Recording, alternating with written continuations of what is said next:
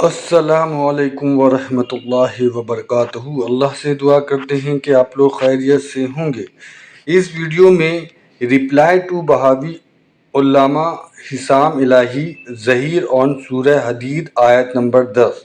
تو اس میں انہوں نے جو بہاوی علامہ جو ہیں انہوں نے علی مرزا پر اور کچھ صحابی پر باتیں بولی ہیں، اور اس ویڈیو میں جو ہے انہوں نے کافی ساری چیزیں جو ہے وہ بتائی ہے، تو اس کا جواب جو ہے علی مرزا نے بھی دیا ہے۔ اور دیکھیے کہ اس میں جو ہر صحابی نبی صلی اللہ علیہ وسلم جنتی کا جو معاملہ ہے وہ کیا ہے، اور وہ پوری تفسیر کے ساتھ آپ کو اس ویڈیو میں پتہ چلے گا، اور آپ کو یہ معلومات جو ہے وہ صحیح ملے، اس لیے ہم یہ سب ویڈیو بناتے ہیں۔ اللہ ہم سب کا معاملہ آسان کرے، اور جو بھی جانے انجانے میں غلطی ہوئی اللہ معاف فرمائے، آمین ثم آمین۔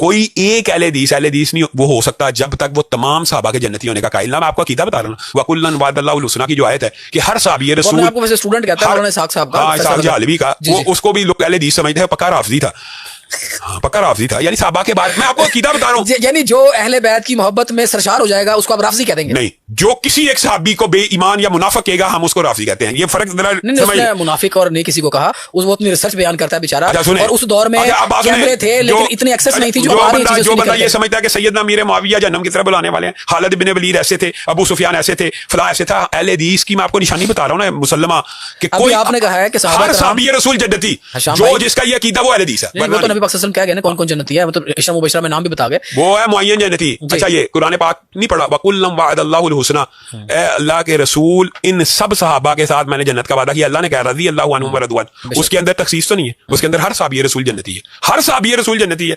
یہی عقیدے کا ڈفرنس سمجھ، جب تک آپ پرابلم نہیں نہ سمجھیں گے مسئلہ حل نہیں ہوگا۔ یہ مرزا جہلمی اور اسحاق جہلوی کہتے ہیں کہ اہل حدیث سارے صحابہ کو جنتی مانتے ہیں۔ وَمَا لَكُمْ أَلَّا تُنْفِقُوا فِي سَبِيلِ اللَّهِ، اور تمہیں کیا ہوا ہے کہ تم اللہ کی راہ میں خرچ نہیں کرتے۔ وَلِلَّهِ مِيرَاثُ السَّمَاوَاتِ وَالْأَرْضِ، حالانکہ زمین و آسمان کا تو وارث اللہ ہے، یعنی تم نے تو مر جانا ہے، اللہ نے تو زندہ رہنا ہے، اور تمہیں بھی جو کچھ ملا ہے تمہارے آباء و اجداد کو، اصل تو یہ وراثت اللہ کی تھی، اللہ نے اپنے بندوں کو یہ سب کچھ دیا ہوا ہے۔ جب اللہ کے مال ہی میں سے اللہ مانگتا ہے تو تم دیتے نہیں ہو۔ لا یستوی منکم من انفق من قبل الفتح، تم میں سے جو فتح مکہ سے پہلے اللہ کی راہ میں خرچ کرتے رہے، وقاتل اور قتال کرتے رہے، اولئک اعظم درجۃ من الذین انفقوا من بعد وقاتلوا، ان کا درجہ بہت بلند ہے ان اصحاب سے جو بعد میں فتح مکہ کے مسلمان ہوئے اور انہوں نے قتال کیا اور اللہ کی راہ میں خرچ کیا۔ دیکھ لیں، یہ آیت ہی بتا رہی ہے کہ وہ جو سارا خطاب تھا وہ صحابہ سے تھا، کافروں سے نہیں تھا، کہ بھی ایمان لاؤ، ایمان لانے کا جو حق ہے، اللہ کی راہ میں خرچ کرو۔ اور کیا ہوا ہے، کنجوسی کیوں کرتے ہو جبکہ سب کچھ اللہ نے تمہیں دیا ہے؟ اور اب آ گیا اور اسی آیت کے اندر کہ جو فتح مکہ سے پہلے مسلمان ہوئے اور انہوں نے اللہ کی راہ میں خرچ کیا اور قتال کیا، اور جو بعد میں وہ برابر نہیں ہو سکتے۔ ظاہر ہے کہ بعد میں تو گولڈن پیریڈ شروع ہو گیا، یہ تو بہت بڑا فرق ہے۔ اس سے بڑا فرق تو صحیح مسلم کی اس حدیث کے اندر ہے، انٹرنیشنل نمبر کے مطابق 6488۔ ایک دفعہ عبد الرحمن بن عوف رضی اللہ تعالیٰ عنہ نے، عبد الرحمن بن عوف رضی اللہ تعالیٰ عنہ اور حضرت خالد بن ولید رضی اللہ تعالیٰ عنہ کا جھگڑا ہوا، تو جذبات میں آ کے خالد بن ولید نے عبد الرحمن بن عوف کو گالیاں دی، تو نبی علیہ السلام تک شکایت پہنچی۔ آپ نے حضرت خالد بن ولید کو بلا کے ڈانٹا اور فرمایا کہ تو میرے صحابہ کو برا مت کہہ، حالانکہ خالد بن ولید بھی صحابی تھے، لیکن ان کو آپ صلی اللہ علیہ وسلم نے صحابی نہیں کہا، اس لیے کہ وہ قانوناً ضرور صحابی تھے، لیکن وہ اس وقت میں صحابی ہوئے جب اسلام کا گولڈن پیریڈ شروع ہو گیا، اور خالد ابن ولید اگرچہ فتح مکہ سے پہلے مسلمان ہوئے لیکن وہ صلح حدیبیہ کے بعد مسلمان ہوئے تھے۔ صلح حدیبیہ کے بعد تو مسلمانوں کا گراف اوپر ہی جا رہا تھا، جس نے اسلام قبول نہیں کرنا تھا نا، اس نے آج رضی اللہ عنہ نہیں ہونا تھا۔ پھر تو حضرت عمر بن عاص، خالد بن ولید، ان لوگوں نے پھر دیکھا کہ جب پلڑا اس طرف جا رہے، بڑے سمجھدار لوگ تھے، ان کو پتہ چل گیا کہ اب اسلام کے غلبہ ہے، تو حالانکہ نبی علیہ السلام کی دعوت کو 19 سال گزر چکے تھے، ان لوگوں نے ایمان قبول نہیں کیا، 19 سال کے بعد ایمان قبول کر لیا، اور آج دیکھیں ہم بھی رضی اللہ عنہ کہتے ہیں ان کو، ان سے محبت کرتے ہیں، اور بعد میں جو اللہ تعالیٰ نے ان کے ذریعے اتنی بڑی خدمات لی، یعنی رومن اور پرشین امپائر کے اوپر مسلط کر دیا حضرت خالد ابن ولید رضی اللہ تعالیٰ عنہ کو، وہ عمر سیریز کے اندر آپ دیکھ لیں۔ تو یہ اللہ تعالیٰ کی رحمت تھی، یعنی یہ بھی فرق موجود ہے کہ، اور پھر آپ نے اس وقت فرمایا تھا کہ خالد اگر اب تم احد پہاڑ کے برابر سونا بھی خیرات کر دو نا، تو میرے اصحاب میں سے جس نے ایک مد گندم خیرات کی ہے نا 600 گرام، اس کے آدھ کو بھی نہیں، یعنی 300 گرام کو بھی، ایک پاؤ گندم کے برابر بھی نہیں پہنچ سکتے تم اگر احد پہاڑ کے برابر بھی سونا خیرات کر دو۔ یہ وہ حدیث ہے جو ہمارے اہل سنت میں بریلوی، دیوبندی، اہل حدیث تینوں کے علماء اور بزرگ دو نمبری کرتے ہوئے آدھی حدیث بیان کرتے ہیں۔ میرے صحابہ کو برا مت کہو، اگر تم میں سے کوئی احد پہاڑ کے برابر سونا بھی خیرات کر دے تو ان کے ایک مد کو نہیں پہنچ سکتا۔ پچھلا پورشن بیان ہی نہیں کرتے۔ وہ کیوں نہیں بیان کرتے؟ اس لیے کہ ان کو پتہ ہے کہ حضرت معاویہ کے دور میں حضرت علی پہ ممبروں پہ سب و شتم ہوتا تھا، تو کسی کے دماغ میں یہ بات ہی نہ آ جائے کہ یار یہ تو اولین صحابہ کو ہی کہا گیا تھا کہ میرے سینئر صحابہ کو گالی نہیں نکالنی ہے، کہ خالد ابن ولید جو فتح مکہ سے پہلے مسلمان ہوئے ہیں ان کی گالی عبد الرحمن بن عوف کے حق میں برداشت نہیں ہو رہی، تو جو معافی مانگ کے طلقاء ہیں فتح مکہ پہ مسلمان ہوئے ہیں حضرت معاویہ اور ابو سفیان رضی اللہ عنہما، وہ اگر مولا علی پر لعنت کروائیں تو آپ امیجن کر سکتے ہیں عبد الرحمن بن عوف کا کیا مرتبہ ہے حضرت علی کے مقابلے پہ۔ تو انہوں نے آدھی حدیث میرے سے، اور پھر ہمیں سنا رہے ہوتے ہیں، اوہ اپنے بابے نو سناؤ، ٹھیک ہے، جنہوں نے آل امیہ کا جھوٹا دفاع کیا۔ ہم نے تو بتایا کہ بھئی بخاری مسلم کی حدیث ہے، میری بیٹی فاطمہ بھی چوری کرے گی اس کے ہاتھ بھی کٹیں گے۔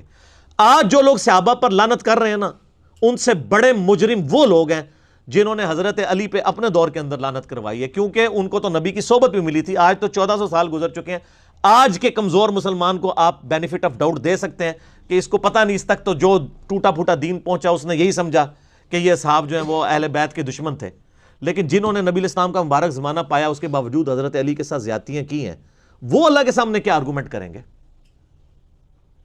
ٹھیک ہے، تو یہ بینچ مارک، اس میں میرا مسئلہ نمبر 96 آپ دیکھ لیں، عظمت صحابہ، رد المنافقین اور سنی شیعہ کے اختلاف کا تحقیقی جائزہ۔ میں نے ڈیٹیل سے پھر اس کے اوپر ڈسکشن کی ہے، اور اس حدیث کے اوپر بھی جو بخاری مسلم دونوں میں ہے کہ قیامت الدن میرے حوض کوثر پہ کچھ میرے صحابہ لائے جائیں گے، میں ان کو پہچانتا ہوں گا، جب میں حوض کوثر سے پلانے لگوں گا تو فرشتے ان کے اور میرے درمیان آڑ کھڑی کر دیں گے اور کہیں گے اے اللہ کے نبی، آپ کی وفات کے بعد انہوں نے دین کو بدل دیا تھا اور دین سے الٹے قدم پھر گئے تھے، اور میں کہوں گا اصحابی اصحابی، یہ تو میرے صحابہ ہیں۔ اور جب یہ پتہ چلے گا پھر آپ فرمائیں گے سحقن سحقن لمن غیر بعدی، سحقن سحقن لمن بدل بعدی، ان پر پھٹکار ہو جنہوں نے میرے بعد میرے دین کو بدل دیا، ان پر پھٹکار ہو جنہوں نے میرے بعد میرے دین کے اندر بدعت کو جاری کیا۔ یہ حدیث بخاری اور مسلم دونوں میں ہے، اور عبداللہ ابن ابی ملیکہ تابعی جب یہ حدیث بیان کیا کرتے تھے نا تو اینڈ پہ دعا کیا کرتے تھے، بخاری مسلم کے الفاظ ہیں، اے اللہ ہم تجھ سے دعا کرتے ہیں کہ تیرے نبی کی وفات کے بعد ان کے دین سے الٹے قدم نہ پھریں، اور ہم بھی دعا کرتے ہیں کہ اے اللہ اللہم من احییتہ منا فاحیہ علی الاسلام ومن توفیتہ منا فتوفہ علی الایمان، آمین۔ وَكُلًّا وَعَدَ اللَّهُ الْحُسْنَى، لیکن نبی کی صحبت کی برکت سے الٹیمیٹلی اللہ تعالیٰ نے سب کے ساتھ اچھا وعدہ کیا ہوا ہے، یعنی نبی علیہ السلام کے اوپر جو اصحاب چاہے بالکل اینڈ پہ بھی ایمان لے کر آئے، بشرطے کہ وہ مرتے دم تک ایمان پر قائم رہے، ان کی کمزوریوں سے اللہ تعالیٰ درگزر فرما کے الٹیمیٹلی ان کے لیے اچھا انجام کرے گا، جنت والا۔ اور یہ صرف صحابہ کی خصوصیت نہیں ہے، بلکہ پوری امت میں جس نے بھی مرتے دم تک ایمان پر قائم رہا اس کے لیے اچھا وعدہ ہے۔ میرے یہ پچھلے دنوں کلپ بھی چڑھ چکا ہے حدیث بطاقہ کے اوپر، جو جامعہ ترمذی میں حدیث ہے کہ ایک بندے کے 99 دفاتر کھولے جائیں گے گناہوں کے، ٹھیک ہے، اور وہ پریشان ہو جائے گا، اللہ تعالیٰ ایک ایک گناہ گنوائے گا اس کا، اور وہ کسی کا بھی انکار نہیں کرے گا، اور دوسری طرف ایک پرچی ہوگی جس پہ لکھا ہوگا اشہد ان لا الہ الا اللہ واشہد ان محمدا عبدہ ورسولہ، تو اللہ تعالیٰ کہے گا اس کا ذرا نامہ مال تولو، وہ کہے گا یا اللہ یہ پرچی کیا کرے گی؟ اللہ تعالیٰ فرمائے گا دیکھو نا کیا کرتی ہے پرچی، اللہ کے نام سے کوئی بھاری ہو سکتا ہے؟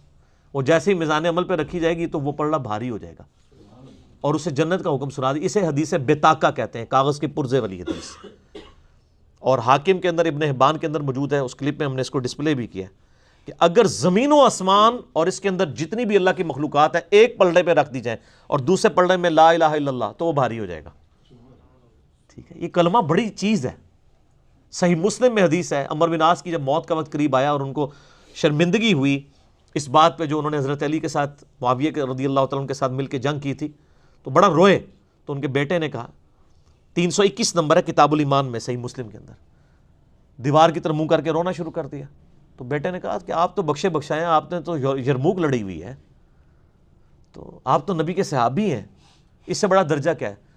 تو یہ بڑی رکت انگیز حدیث ہے, میرا یوٹیوب پہ ایک کلپ بھی ہے, عمر بن عاص کی موت کے وقت گفتگو. سر وہ اشک بار آنکھوں سے پڑھنے والی گفتگو ہے, میں نے کربلا والے ریسرچ پیپر میں بھی ڈالی ہے. تو اس میں ایک الفاظ یہ ہے کہ وہ کہتے ہیں کہ صحابی ہونا کوئی بڑی فضیلت نہیں ہے, اصل فضیلت ہے لا الہ الا اللہ محمد رسول اللہ کا اقرار کرنا. ہم اس سے بڑی فضیلت کسی کو نہیں مانتے. یعنی وہ صحابی ہونے کو بھی دوسرے, ظاہر صحابی وہی ہوگا نا جو کلمہ پڑھے. بڑی فضیلت یعنی اب میں اگر آپ سے پوچھوں کہ بڑی فضیلت جو ہے وہ آپ کے لیے مسلمان ہونا ہے یا نبی علیہ السلام کا امتی ہونا ہے؟ مسلمان ہونا. ورنہ امتی تو جارج بش بھی ہے, مر گئے, اور ٹرمپ بھی ہے. امت دعوت تو ہے نا, یہ امتی ہونا تو کوئی فضیلت نہیں ہے جب تک آپ کلمہ پڑھ کے اقرار نہ کر لیں. تو یہ بڑی فضیلت ہے. واللہ بما تعملون خبیر, اللہ تعالیٰ خوب جاننے والا ہے جو کچھ تم کر رہے ہو. صحابہ کرام کو تو اللہ نے اعلیٰ درجے کی ڈگری دی ہے. سورہ توبہ کے اندر والسابقون الاولون من المہاجرین والانصار, سبقت لے گئے جو پہلے پہل مسلمان ہو گئے, خواہ وہ مہاجرین ہیں یا انصار, اور جنہوں نے احسان کے ساتھ ان کی پیروی کی. پھر اللہ نے کہا رضی اللہ عنہم ورضوا عنہ, اللہ ان سے راضی, وہ اللہ سے راضی. راضی جن سے اللہ ہوا ہے وہ ہیں سابقون الاولون, اور احسان کے ساتھ جو ان کی پیروی کرنے والے ہیں. اس کا مطلب ہے جو احسان کے ساتھ پیروی نہیں کریں گے وہ نہیں. اس کے بعد کہا کہ مدینہ اور اہل مدینہ میں پکے منافق موجود ہیں, اور وہ اتنے کٹر ہیں کہ اے نبی تم بھی انہیں نہیں پہچانتے ہو, اللہ پہچانتا ہے. لیکن قانوناً ان کو صحابہ ہی کہا جاتا ہے. قانوناً ظاہر ہے کہ پتہ تو نہیں ہے کہ کون ہے. اب مجھے بتائیں, غزوہ تبوک کے موقع پر جو حضور کے ساتھ 30,000 کا لشکر گیا تھا تو حضور صحابہ کو ہی ساتھ لے کے گئے تھے نا. انہی میں سے 12 بندوں نے حضور پہ قاتلانہ حملہ کیا تھا نا واپسی پہ, چوٹی سے آپ کی سواری گرانے کی کوشش کی, جو مسند احمد میں پوری تفصیل موجود ہے, اور صحیح مسلم میں 7035 نمبر حدیث ہے. نبی علیہ السلام نے فرمایا میرے اصحاب میں 12 منافق ہیں, وہ اس وقت تک جنت میں داخل نہیں ہوں گے جب تک کہ سوئی کے ناکے سے اونٹ نہ گزر جائے. یعنی امپاسبل. یہ مثال دی جاتی تھی عرب میں نا, قرآن میں بھی سورۃ الاعراف میں یہ مثال آئی ہے. اور ان میں 8 ایسے ہیں جن کی پشت پہ دبیلا پھوڑا نکلے گا جس کی ہیٹ وہ اپنے سینے میں محسوس کریں گے, اس پھوڑے سے ان کی موت ہوگی. ہم سے لوگ بڑا زور لگا کے پوچھ رہے ہیں بتائیں کس کی ہوئی ہے. بھئی وہ سابقون اولون میں سے کوئی نہیں ہے جس کی موت اس طریقے سے ہوئی ہو.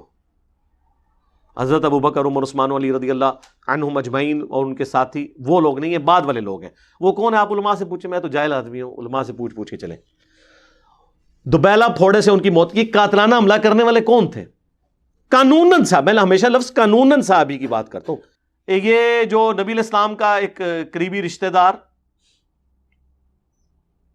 عبید اللہ, جس کے ساتھ سیدہ ام حبیبہ کی شادی ہوئی تھی اور حضور کا صحابی تھا, ہجرت حبشہ میں حبشہ بھی گیا, یعنی سابقون الاولون میں.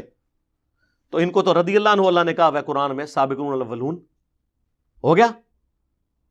حبشہ جا کے المستدرک الحاکم میں پوری ڈیٹیل موجود ہے, یہ جا کے عیسائی ہو گیا اور عیسائی مرا, مرتد ہو گیا. صحابی بھی, سابقون الاولون میں سے بھی, حضرت معاویہ رضی اللہ تعالیٰ عنہ کی بہن ام حبیبہ کا خامند بھی. اتنے ٹائٹل اس کو, مرتد ہو کے مر گیا. اسی لیے جب واپس آئی تو حضور نے دل جوئی کے لیے پھر ام حبیبہ سے خود نکاح کیا, وہ ام المومنین بن گئی. آپ کے نزدیک تو اس کو مرتد نہیں ہونا چاہیے تھا, اللہ اسے راضی ہو چکا ہوا تھا. ہاں جی دسو.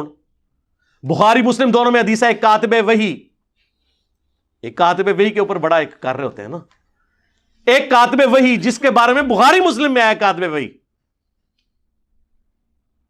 سورہ آل عمران سورۃ البقرہ اس نے نبی علیہ السلام سے پڑھی, مرتد ہو گیا, مر گیا, دفناتے تھے, لاش زمین اٹھا کے باہر پھینک دیتی تھی, اور لوگ چیما گوئیاں کرنا شروع ہو گئے کہ یہ رسول اللہ کے ساتھی ہیں جو یہ اس کی لاش باہر نکال دیتے ہیں.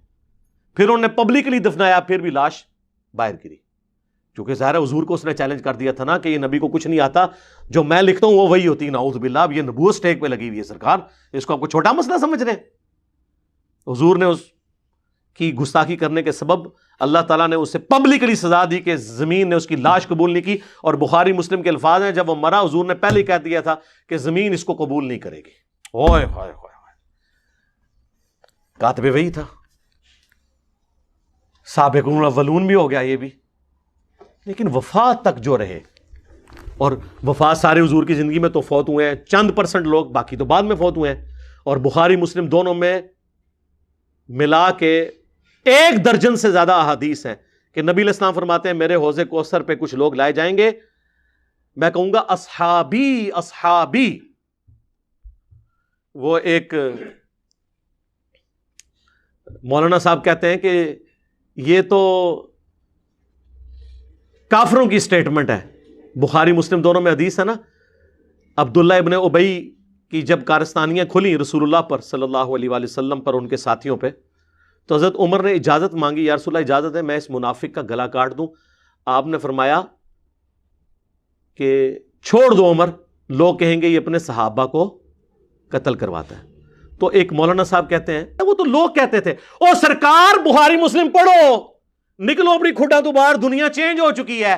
بخاری مسلم دونوں میں 1 درجن سے زیادہ حدیث ہیں. حضور حوض کوثر پہ کہیں گے اصحابی اصحابی اصیحابی اصیحابی, یہ میرے صحابہ ہیں. تو فرشتے کہیں گے یا رسول اللہ آپ کو نہیں پتا, یہ ایک مماتی مولوی کو پتا ہے, آپ کو نہیں پتا. ہاں آنا ہوں پھر گیڑے چ وہ تواڈے وڈے مرے ہوئے بزرگ بھی ساڈے اگے اللہ دے فضل نال فیل نے علمی طور سے, تسی تے شے ہی کوئی نہیں ہو. یا رسول اللہ آپ کو نہیں پتا, آپ کے بعد یہ دین سے الٹے قدم پھر گئے تھے جن کو اس مماتی نے ڈگری دی ہوئی تھی اپنی طرف سے.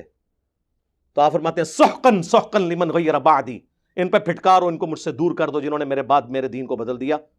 سحقن سحقن لمن بدل بعدی, انہیں مجھ سے دور کر دو جنہوں نے میرے بعد میرے دین کو بدل دیا. یہ حدیث بخاری مسلم میں جب روایت ہوتی ہے تو وہ تابعی روایت کرنے کے بعد کہتے ہیں, عبداللہ ابن ابی ملیکہ, وہ کہتے ہیں اے اللہ ہم تجھ سے دعا کرتے ہیں تیرے نبی کے مرنے کے بعد ان کے دین سے الٹے قدم نہ پھریں, اگرچہ ہمیں ایک مماتی مولوی نے گارنٹی دی ہوئی ہے لیکن پھر بھی ہم ڈرتے ہوئے دعا کرتے ہیں.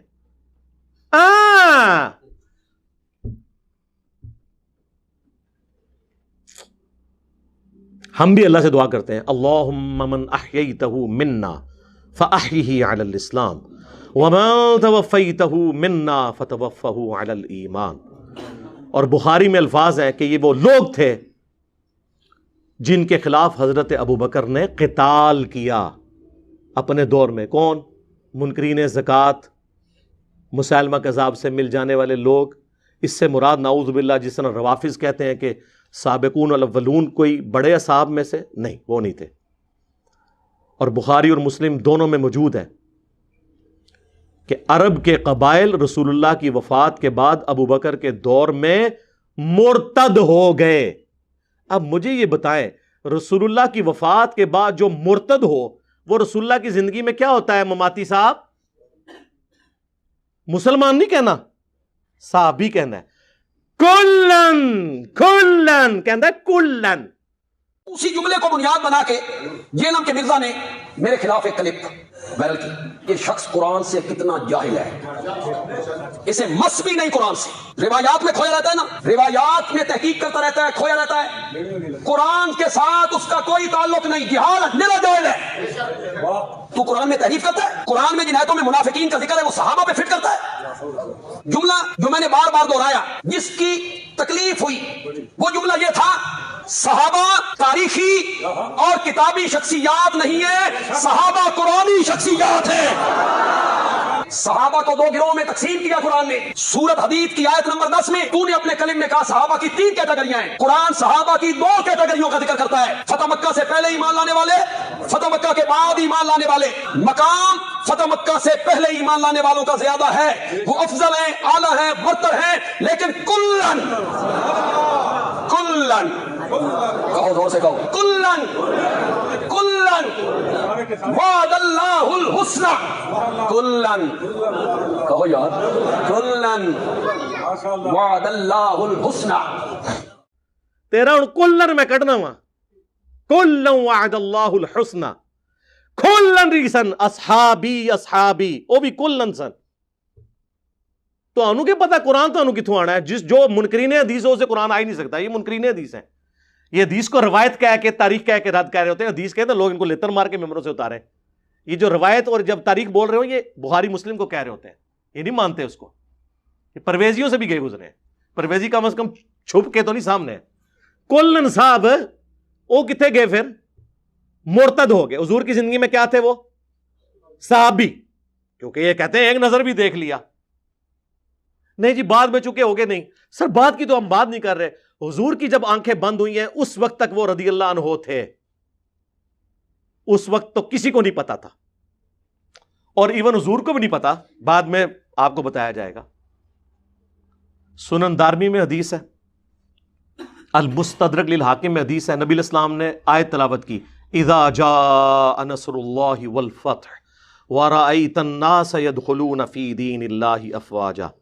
اللہ کی فتح آ گئی ہے اور تم دیکھ رہے ہو کہ لوگ گروہ در گروہ دین میں داخل ہو گئے. حضور نے کہا ان قریب میری وفات کے بعد لوگ اسی طریقے سے گروہ در گروہ دین سے نکل بھی جائیں گے. یہ کہہ رہے کافر کہتے تھے یہ تو حضور خود بتا کے گئے ہیں, اور یہ باتیں حضور کے نبی ہونے کی دلیل ہے کہ ہمارا پیغمبر وہ ہے جو اپنی وفات کے بعد کے واقعات بتا کے گیا. وہ کوئی جنگجو نہیں تھا, وہ اللہ کا پیغمبر تھا. باقی جنگجو جاتے ہیں جب دنیا سے, یہ نہیں بتا کے جاتے میرے بعد کیا ہوگا. اللہ کے نبی تو 35 سال پہلے بتا رہے ہیں, بخاری اور مسلم دونوں میں, او آئے عمار تجھے ایک باغی جماعت قتل کرے گی, تو انہیں اللہ اور جنت کی طرف بلائے گا, وہ جماعت تجھے جہنم کی طرف بلا رہی ہوگی. اور مسند احمد میں کم از کم 4 حدیثیں, اس کے طرق تو درجنوں میں ہیں, کہ حضرت معاویہ رضی اللہ تعالیٰ عنہ کا ایک فوجی تھا جو خود اصحاب شجرہ صلح حدیبیہ کے صحاب میں سے تھا, ابو الغادیہ. اس کے ہاتھوں حضرت عمار کا قتل ہوا, اور پوری زندگی روتا تھا کہ حضور نے فرمایا تھا عمار کا قاتل اور مال لوٹنے والا جہنم کی آگ میں ہے.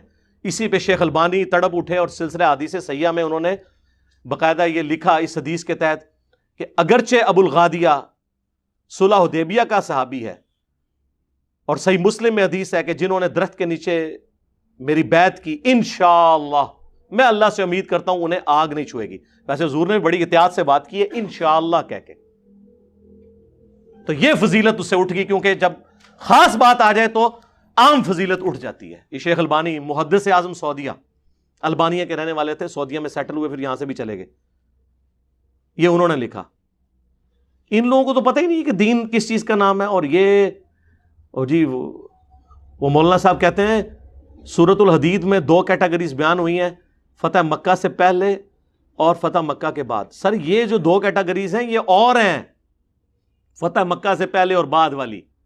یہ ان لوگوں کے لیے ہیں جو کامل الایمان ہیں اور ان کے اپنے معاملات بعد میں صحیح چلنے ہیں, ان کے لیے ہے کہ جو پہلے والے ہیں وہ بعد والوں سے بہتر ہیں. یہ ان کے لیے کلن آیا ہے, ورنہ ہے باقیوں کا کیا بنے گا. اور وہ کدھر گئے جو سورہ توبہ کی آیت نمبر 102 میں ہے کہ ملے جلے اعمال کرنے والے ہیں, اللہ ان کو بعد میں دیکھے گا کہ وہ کیا کرتے ہیں. اور قانوناً جو بیچ والے 101 والے منافقین اور 100 نمبر والے سابقون الاولون, یہ اس طریقے سے نہیں میرے بھائی. تھوڑا آپ قرآن کا علم حاصل کریں, اور میں آپ کو اگر آپ احادیث کی طرف آئیں تو میں آپ کو مزید سمجھاؤں گا کہ یہ ڈویژنز آگے پھر سینسٹیوٹی کے اوپر بھی آتی ہیں, صرف یہاں تک نہیں ہے. کل وعد اللہ الحسنى, اس کی تفسیر ذرا بیان کرنا حدیث کی روشنی میں تو پتہ چل جائے گا. تفسیر ابن کثیر کھولیں, انہوں نے مسلم شریف کی حدیث لی ہے, مسند احمد کی حدیث لی ہے, بخاری کی حدیث لی ہے.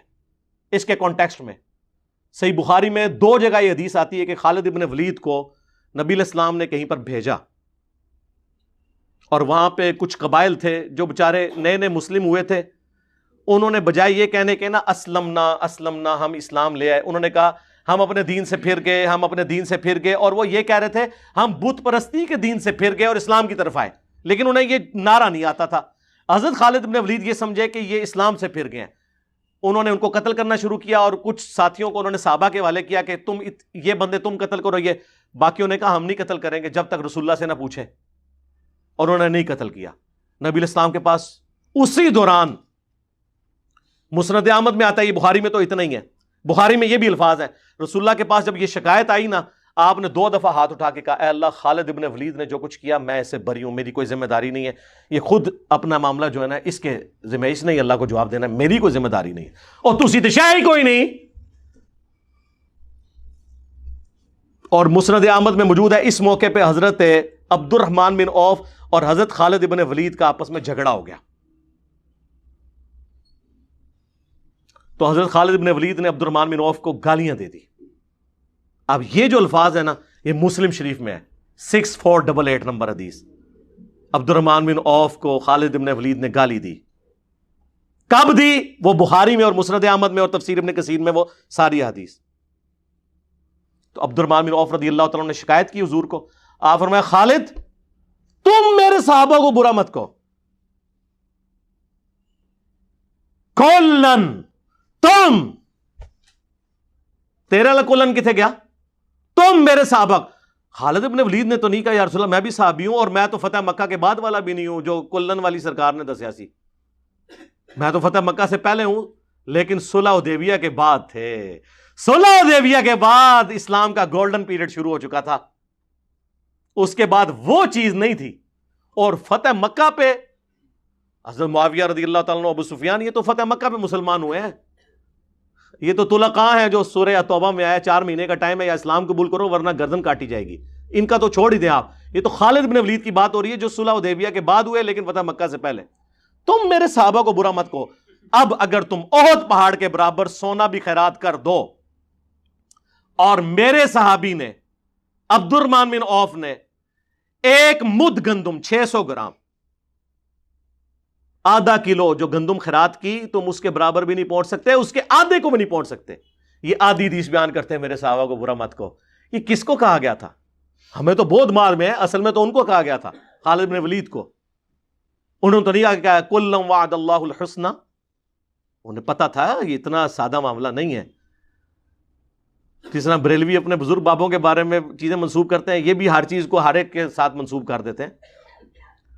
احد پہاڑ آلموسٹ 4.5 میل کے اوپر پھیلا ہوا ہے، 7.5 کلومیٹر، جا کے گوگل میں لکھیں 7.5 کلومیٹر پہ پھیلا ہوا احد پہاڑ، پتھریلا، اس کا آپ ذرا وزن کریں، اور سارا سونے کا ہو، اور عبد الرحمن بن عوف، اور یہ تو بات عبد الرحمن بن عوف کی بات ہو رہی، مولا علی کی تو آپ چھوڑ ہی دیں، مولا علی کی در، یہ تو عبد الرحمن بن عوف کی بات ہو رہی ہے۔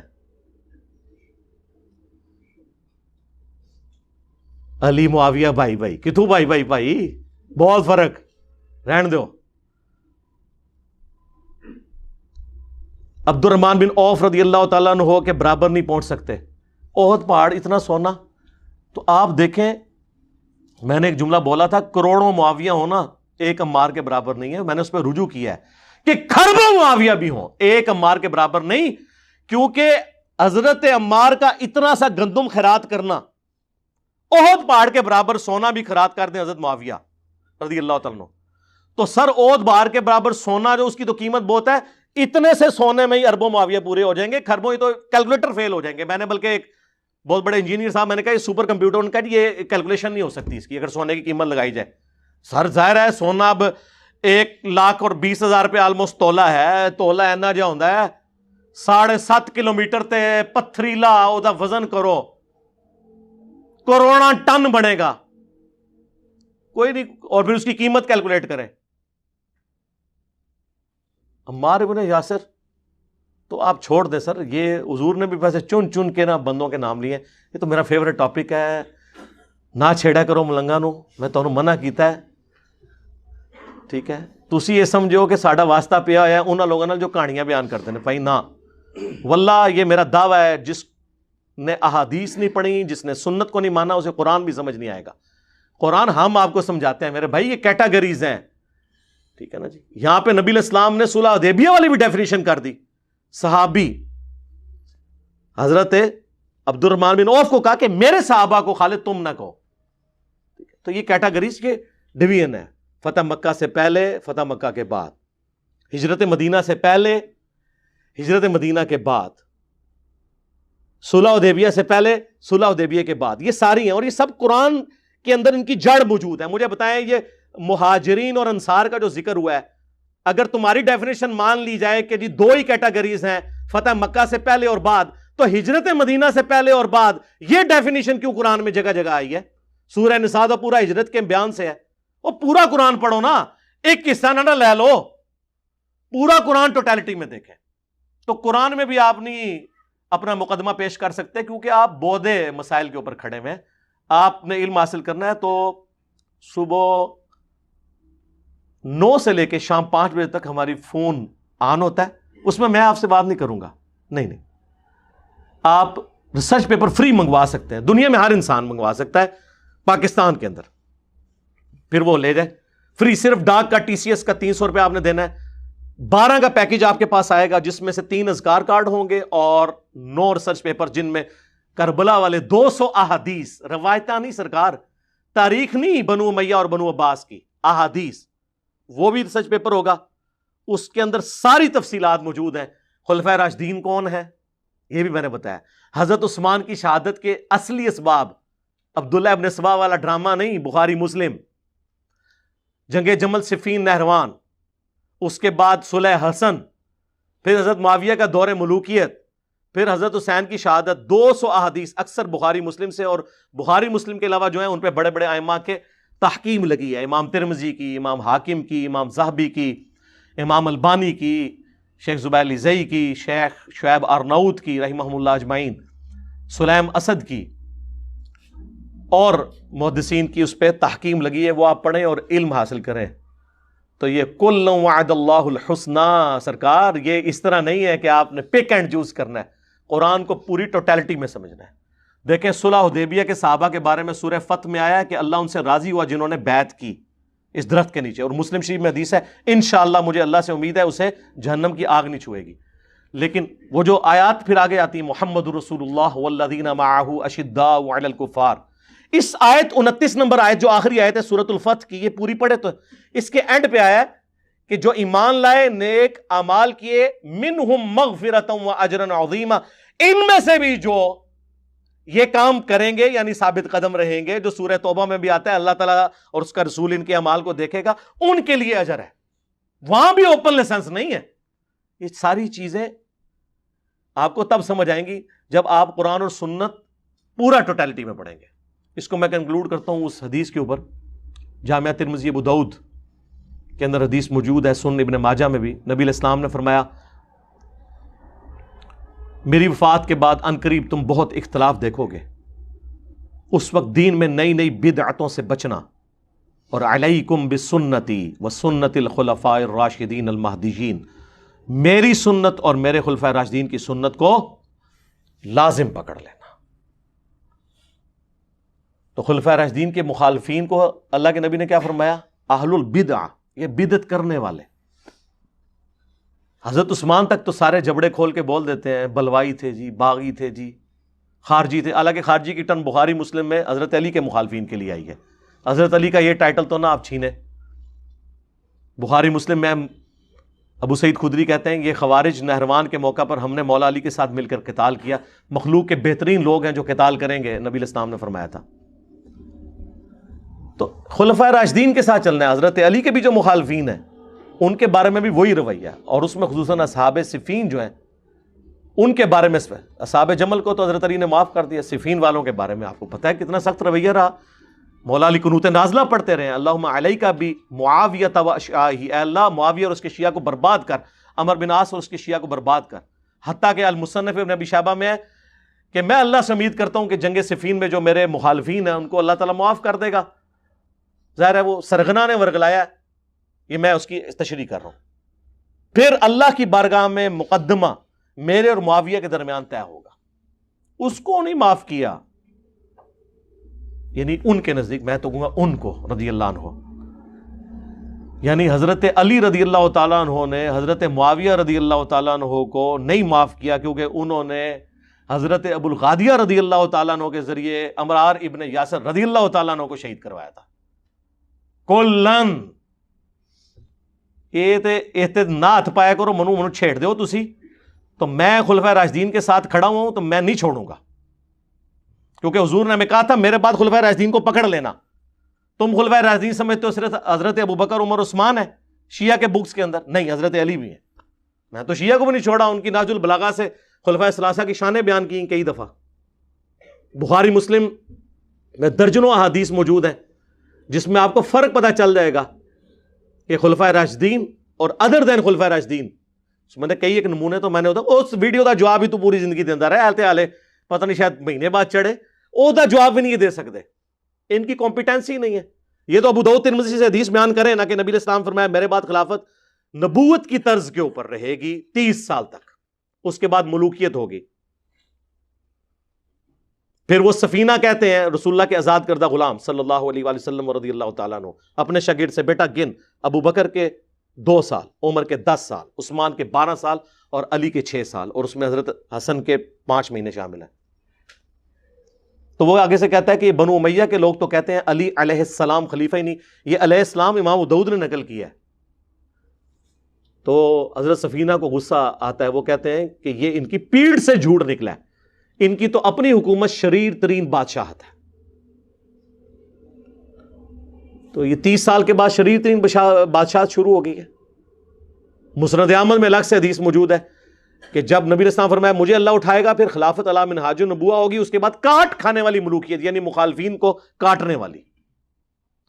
اور یہ 30 سال خلافت والی حدیث سنن نسائی الکبریٰ کے اندر موجود ہے، المستدرک للحاکم کے اندر موجود ہے، المصنف ابن ابی شیبہ کے اندر موجود ہے، مسند ابی داؤد طیالسی کے اندر ہے. مسند ابی داؤد طیالسی جو امام مسلم کے استاد ہیں، امام بخاری کے استاد ہیں، انہوں نے یہ حدیث جب لی ہے نا تو اس میں وہ پھر شاگرد پوچھتا ہے حضرت سفینہ سے کہ اگر خلافت 30 سال ہے تو حضرت معاویہ کیا ہے؟ تو انہوں نے کہا حضرت معاویہ ملک ہے، خلیفہ نہیں ہے.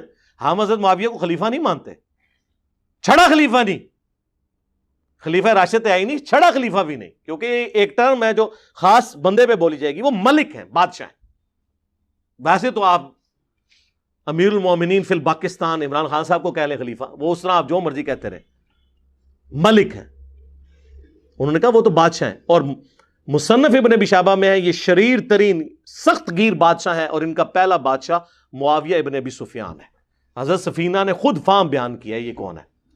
تو سر یہ ہم یہ چیزیں کھول کے اس لیے بیان کرتے ہیں تاکہ کسی کو کوئی ابہام باقی نہ رہے. اللہ تعالیٰ سے دعا ہے جو حق بات میں نے کہی اللہ تعالیٰ ہمارے دلوں میں راسخ فرمائے.